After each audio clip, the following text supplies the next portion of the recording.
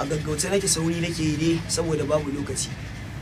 Honorable Alhaji Hamza Maifata Bichi, jawaban ciyaman na karamar hukumar Bichi, ina ƙara kira da tuni akan aje a nemi masoya da 'yan uwa wanda suka bar wannan tsarin na lungu da sako, saboda a ƙara zama da su, don al'umma sun bar wannan tsarin da yawa saboda rashin kulawa da kuma halin da aka sa mutane a ciki.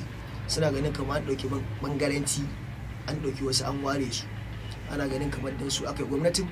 So mu burin mu shine a zo a gyara, ba wai wani tsari na daban ba a can gefe. Sannan ina so da Allah zan yi kira ga wa'anda Alhaji Hamza Maifata Bichi ya ba su kofa, ina ƙara taya su da murna, kuma alhamdulillah yayi abin da ya dace. Shi ma muna godiya, kuma ubangiji Allah ya saka mai da alkhairi. A ƙara dubawa, a ƙara shiga cikin matasa baki ɗaya, a ƙara zakulo su inda suke lungu da sabo, a ƙara ba su aikin yi. Mu dama shine burin mu. Amma dai wannan tsarin na baya kamata a je a nemi masoya, don masoya da yawa sun bar tsarin nan da yawa, kuma suna ganin tafiyar da ake yi sai su ce ma gwanda da.